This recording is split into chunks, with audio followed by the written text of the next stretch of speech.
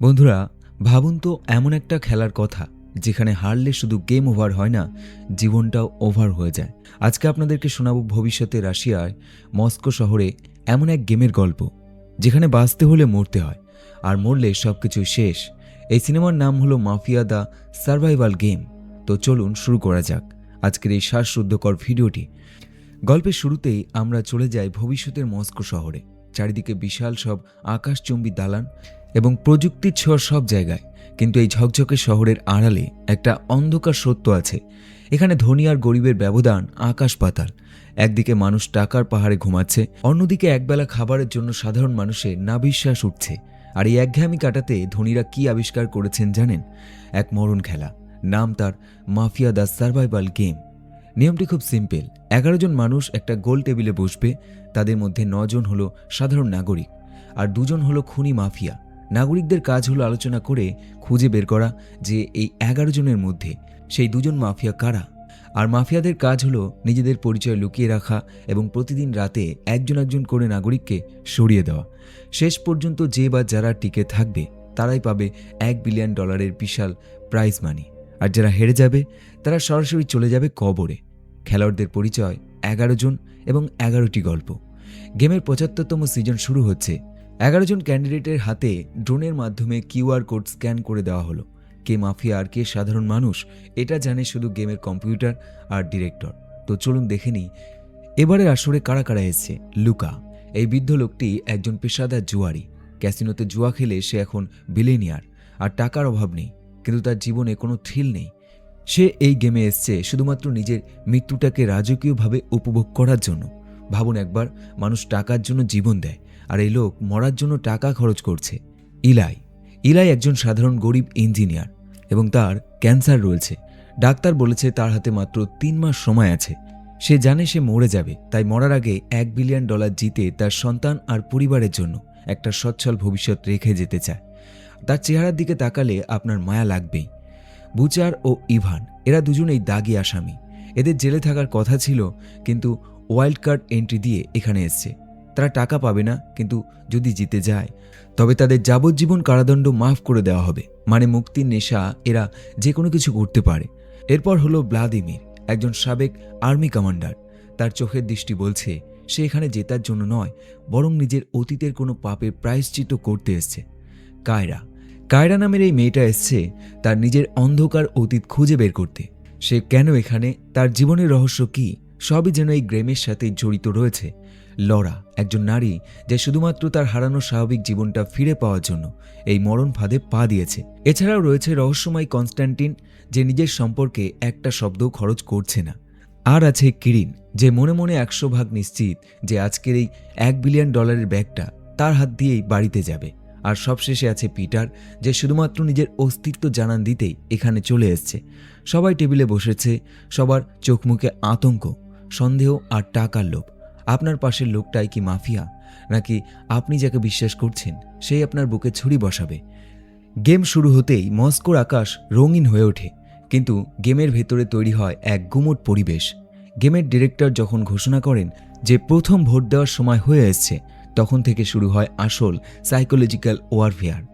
প্রত্যেকের দিকে সন্দেহের আঙুল তুলছে। কেউ বলছে বুচার খুনি, কেউ বলছে ইলাই অভিনয় করছে।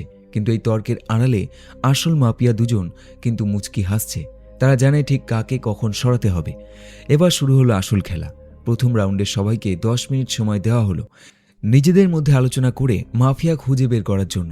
কিন্তু বিপত্তিতে ঘটল সেই কুখ্যাত আসামি বুচার, যে ডান্সার মেরিনাকে সন্দেহ করতে শুরু করলো। বুচারের যুক্তি ছিল মেরিনা আর পিটারের আগে থেকেই পরিচিত, তাই তারা নিশ্চয়ই দল পাকিয়ে বাকিদের মেরে ফেলবে। বেচারি মেরিনা মাত্র 21 বছর বয়সে সে নাচের জগতে অনেক নাম করেছিল, কিন্তু একটা অ্যাক্সিডেন্টে তার পায়ের মাসেল নষ্ট হয়ে যায়। সে এই গেমে এসেছিল সেই চিকিৎসার টাকা জোগাড় করতে, কিন্তু বুচারের উস্কানিতে সবাই মেরিনাকেই মাফিয়া ভেবে ভোট দিয়ে দিল। গেমের নিয়ম অনুযায়ী মেরিনাকে একটা বিশেষ যন্ত্রের ভেতর ঢুকিয়ে দেওয়া হলো। এই মেশিনটা সরাসরি মানুষের মস্তিষ্ক নিয়ন্ত্রণ করে। মেরিনা ছোটবেলা থেকেই বজ্রপাত বা আকাশে ডাকা খুব ভয় পেত। মেশিনটা তার অবচেতন মনে এমন এক ভার্চুয়াল দুনিয়া তৈরি করলো যেখানে চারিদিকে শুধু প্রলয়ঙ্কারী বজ্রপাত হচ্ছে। লাইভ টিভিতে কোটি কোটি মানুষ দেখল মেরিনার শরীর যন্ত্রের ভেতরে থাকলেও তার মস্তিষ্ক বজ্রপাতের আঘাতে ঝলসে গেল, আর এভাবেই একজন নিরাপদ সিভিলিয়ান প্রাণ হারালো। মেরিনা মারা যাওয়ার পর হোস্ট ঘোষণা করল সে কোনো মাফিয়া ছিল না, বরং একজন সাধারণ নাগরিক ছিল। এই ভুলের খেসারত দিতেই হলো। নিয়ম অনুযায়ী ভুল ভোটে কেউ মারা গেলে মাফিয়ারা সুযোগ পায় নিজেদের পছন্দ মতো একজনকে মেরে ফেলার। মাফিয়ারা এক মুহূর্ত দেরি না করে বুচারকে টার্গেট করল। পিটার মনে মনে বেশ খুশি হলো, কারণ এই বুচারই মেরিনাকে মারার পেছনে মূল কারিগর ছিল। কিন্তু বুচার তো আর মেরিনার মতো নরম মনের মানুষ নয়, সে নিজে একজন খুনি। তাকে মারার জন্য পাঠানো হলো এক অদ্ভুত থেরাপিস্টের কাছে। সেখানে বুচারের ওপর দুজন অস্ত্রধারী গুন্ডা লেলিয়ে দেওয়া হলো। বুচার একাই লড়াই করে। সেই দুই যমজ দূতকে জমের দুয়ারে পাঠিয়ে দিল, কিন্তু ভাগ্য যখন খারাপ হয় তখন বাহাদুরিতেও কাজ হয় না। শেষ মুহূর্তে পা পিছলে একটা লোহার রডের ওপর গেঁথে গিয়ে বুচার প্রাণ হারালো। হোস্ট তখন একটা চরম সত্যি কথা বলল, মানুষ যতই শক্তিশালী হোক না কেন, ভাগ্যের পরিহাস আর মনের ভয়ের কাছে শেষ পর্যন্ত তাকেও হার মানতেই হয়। বুচার আর মেরিনার শেষ হওয়ার পর পরের রাউন্ডের নাগরিকদের দেওয়া হলো মাত্র 8 মিনিট সময়। এবার কে হবে মাফিয়া? ঠিক তখনই আলোচনার মোড় ঘুরিয়ে দিল সেই রহস্যময় লোক কনস্ট্যান্টিন। এতক্ষণ সে চুপচাপ থাকলেও হঠাৎ সে মুখ খুলল। সে দাবি করল সে জানে এই 11 জনের মধ্যে আসল মাফিয়া কারা। আর অন্যদিকে মেরিনাকে হারানোর পর পিটার যেন নিজের হুঁশ হারিয়ে ফেলছে। সে সহ্যই করতে পারছিল না যে তার চোখের সামনে তার ভালোবাসার মানুষটা মারা গেল। তাই সে সবাইকে চ্যালেঞ্জ ছুড়ে দিয়ে বলল, আমি মাফিয়া, আমাকে ভোট দাও। কিন্তু এই মরণ খেলায় পাগলামির কোনো জায়গা নেই। এদিকে সেই রহস্যময় কনস্ট্যান্টিন জানতো মাফিয়া কারা, কিন্তু সে মুখ খুলছিল না। এতে বাকি 3 প্রতিযোগী সন্দেহ করল যে কনস্ট্যান্টিন নিজেই বোধহয় মাফিয়া। তারা তাকে ভোট দিলেও বাকি 6 জন ভাবল অন্য কিছু। তারা মনে করল পিটার আসলে নাটক করছে, যাতে কেউ তাকে মাফিয়া মনে না করে। ফলাফল 6 জন মিলে পিটারকে মাফিয়া হিসেবে ভোট দিয়ে দিল। পিটারকে যখন সেই যন্ত্রের ভেতরে পাঠানো হলো, তখন পরিচালক জানিয়ে দিলেন যে সেও একজন নির্দোষ নাগরিক ছিল। পিটারের মনের সব থেকে বড় ভয় ছিল পানিতে ডুবে মরে যাওয়া। মেশিনটা তাকে পাঠিয়ে দিল এক গভীর সমুদ্রে, যেখানে চারিদিকে শত শত ক্ষুধার্ত হাঙর। পিটার বাঁচার জন্য আপ্রাণ চেষ্টা করল, একটা হাঙরকে মেরে ফেলল। কিন্তু হঠাৎ সে পানির নিচে তার প্রিয়তমা মেরিনাকে দেখতে পায়। সেই মোহে পড়ে মুহূর্তের জন্য অসাবধান হতেই এক হাঙরের কামড়ে পিটারের সব শেষ হয়ে গেল। ইভানের করুণ অতীত এবং ভ্লাদিমিরের রাগ। খেলার নিয়ম অনুযায়ী যদি পরপর 3 জন সিভিলিয়ান মারা যায়, তবে মাফিয়ারা আর কাউকেই মারার সুযোগ পায় না। উল্টো সিভিলিয়ানরা অনেকটা সুযোগ পায় মাফিয়াদের খুঁজে বের করার। এইসব দেখে আর্মি কমান্ডার ভ্লাদিমির প্রচণ্ড রেগে যায়, কারণ তার নিজেরও একটা অন্ধকার অতীত আছে। এক আর্মি অপারেশনে তার ভুল সিদ্ধান্তের কারণে তার অনেক সহকর্মী মারা গিয়েছিল, যা তাকে আজও তাড়িয়ে বেড়ায়। তাকে শান্ত করতে এলেন ইভান। আমরা দেখতে পাই ইভানের অতীত। হাইস্কুল পাশের খুশিতে বন্ধুদের নিয়ে পার্টি করে ফেরার সময় এক ভয়ানক গাড়ি দুর্ঘটনায় তার 2 বান্ধবী মারা যায়। ইভান নির্দোষ দাবি করলেও ড্রিঙ্ক অ্যান্ড ড্রাইভ কেসে তাকে জেলে দেওয়া হয়। ভ্লাদিমির যখন ইভানকে গালমন্দ করছিল, তখন লরা নামের সেই মহিলাটি ভ্লাদিমিরকে শক্ত কথা শুনিয়ে দিল। সে বলে, অন্যকে দোষ দিচ্ছ কেন? তুমি নিজেও তো অনেক সৈন্যের মৃত্যুর জন্য দায়ী। ব্যাস, এই অপমানে ভ্লাদিমির হিতাহিত জ্ঞান হারিয়ে লরার বিরুদ্ধে ভোট দিয়ে দিলেন। কিন্তু ভ্লাদিমিরের এই উগ্র ব্যবহার দেখে বাকিরা ভাবল সেই বোধহয় আসল মাফিয়া। সবাই মিলে ভ্লাদিমিরের বিরুদ্ধেই ভোট দিয়ে দিল। ভ্লাদিমিরকেও যখন সেই মৃত্যুর যন্ত্রে পাঠানো হলো, তখনও দেখা গেল সে মাফিয়া নয়, বরং একজন সাধারণ নাগরিক। তাকে পাঠানো হলো এক কাল্পনিক যুদ্ধের ময়দানে। সেখানে সে দেখেছে তার আদেশ মেনে একের পর এক অফিসার মারা যাচ্ছে। এই দৃশ্য সহ্য করতে না পেরে ভ্লাদিমির নিজেই অস্ত্র হাতে ঝাঁপিয়ে পড়ে শত্রুদের ওপর বীরের মতো লড়ে কয়েকজনকে মারলেও একসময় তার গুলি শেষ হয়ে যায়। আর ঠিক তখনই শত্রুপক্ষের গুলিতে আর্মি কমান্ডার ভ্লাদিমির মৃত্যুর কোলে ঢলে পড়েন। তারপর আবারও ভোট শুরু হলো। এবার সবাই লরাকে সিলেক্ট করলো। তখন মরার আগে সে এক ভয়ঙ্কর সত্য ফাঁস করে দিয়ে গেল। লরা জানালো একসময় তার সুন্দর পরিবার আর প্রচুর টাকা ছিল, কিন্তু মদের নেশা তাকে তছনছ করে দিয়েছে। একদিন নেশার ঘোরে লরা খেয়ালই করেনি যে তার ছোট্ট সন্তানটা বাথটাবের পানিতে ডুবে মারা গিয়েছে। এই শোকে সে নিজেও আত্মহত্যা করতে চেয়েছিল, কিন্তু তার উচ্চতা ভীতি থাকায় সে ছাদ থেকে লাফ দিতেও পারেনি। কিন্তু সব থেকে বড় টুইস্ট হলো ইভানকে নিয়ে। সেদিন গাড়ি দুর্ঘটনায় লরাই ইভানকে বাঁচিয়েছিল, কিন্তু ইভানের বন্ধু ধনী পরিবার লরাকে প্রচুর টাকার অফার দেয় যাতে সে আদালতে মিথ্যা সাক্ষী দেয় যে ইভান গাড়ি চালাচ্ছিল। টাকার লোভে লরা সেই পাপটা করেছিল, যার জন্য আজ সে ইভানের কাছে ক্ষমা চেয়ে নেয়। লরা যেহেতু উচ্চতা ভয় পেত, তাই তাকে মারার জন্য পাঠানো হলো এক কাল্পনিক প্লেনের ভেতরে। প্লেনটা মাঝ আকাশে এক ভয়ঙ্কর ঝড়ের কবলে পড়ে চূর্ণ বিচূর্ণ হয় এবং লরা সেখানেই করুণভাবে মারা যায়। এই গেমে বেঁচে আছে মাত্র 6 জন। কনস্ট্যান্টিন সবাইকে উস্কানি দিতে শুরু করলো ইভানের বিরুদ্ধে ভোট দেওয়ার জন্য। সে বলল ইভানই মাফিয়া, যে লরার উপর প্রতিশোধ নিয়েছে। কিন্তু বাকিরা অতটা বোকা নয়। তারা ভাবল কনস্ট্যান্টিন নিজেই কেন বারবার উল্টোপাল্টা ভোট দিয়ে সিভিলিয়ানদের মারছে। ভোটাভুটি শুরু হলো। কনস্ট্যান্টিনের উপর পড়ল 3টি ভোট। নিয়ম অনুযায়ী কমপক্ষে 4টি ভোট দরকার কাউকে মারার জন্য। সবাই ভাবল নিশ্চয়ই ইভান 4 নম্বর ভোটটা দিয়ে কনস্ট্যান্টিনকে খতম করবে। কিন্তু ইভান সবাইকে অবাক করে ভোট দিয়ে বসলো সেই অসুস্থ বৃদ্ধ ইলাইকে। ঠিক সেই মুহূর্তে ঘটল সবচেয়ে অদ্ভুত ঘটনা। কনস্ট্যান্টিন নিজেই নিজের বিরুদ্ধে ভোট দিয়ে দিল।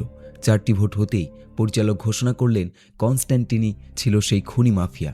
সে একজন বীরের মতো মরতে চেয়েছিল, আর তার ভয় ছিল বৃদ্ধ বয়সে একা একা তিলে তিলে মরা।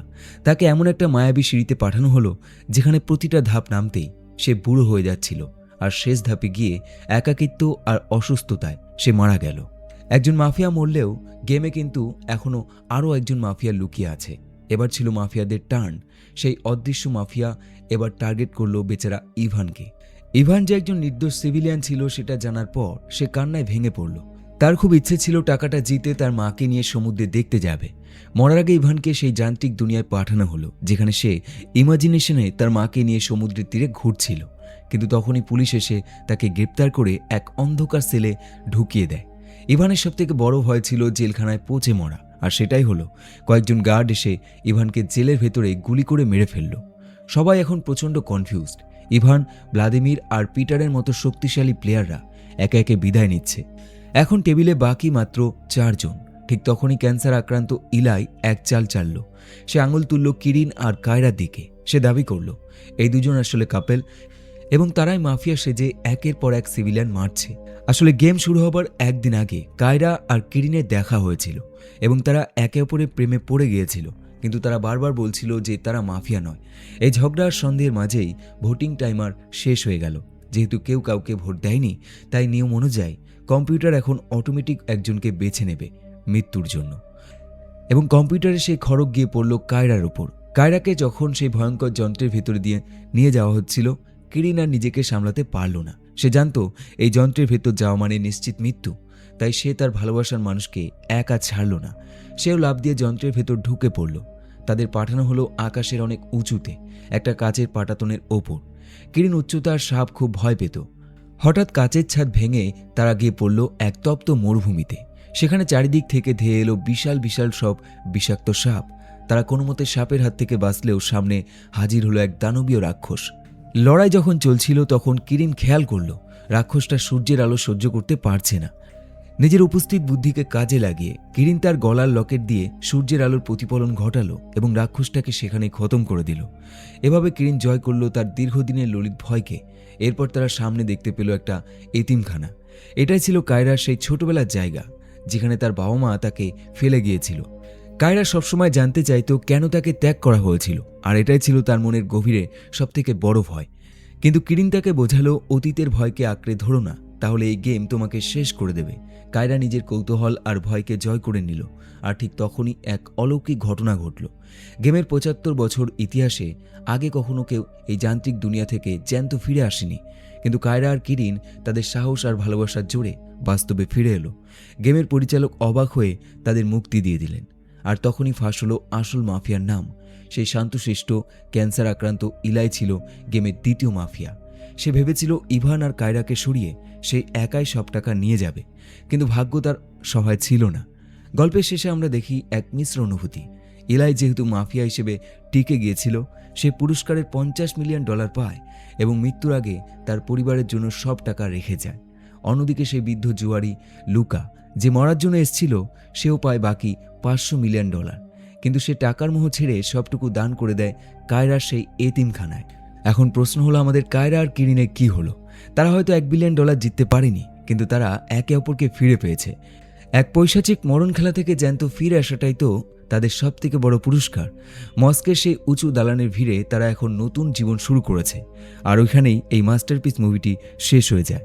তোমাদের মুভিটি কেমন লাগলো কমেন্ট করে জানাতে ভুলো না, এবং চ্যানেলে নতুন হলে অবশ্যই সাবস্ক্রাইব করো এবং আবার দেখা হবে পরের একটি ভিডিওর সাথে। দেখতে থাকুন বেস্ট অফ হলিউড।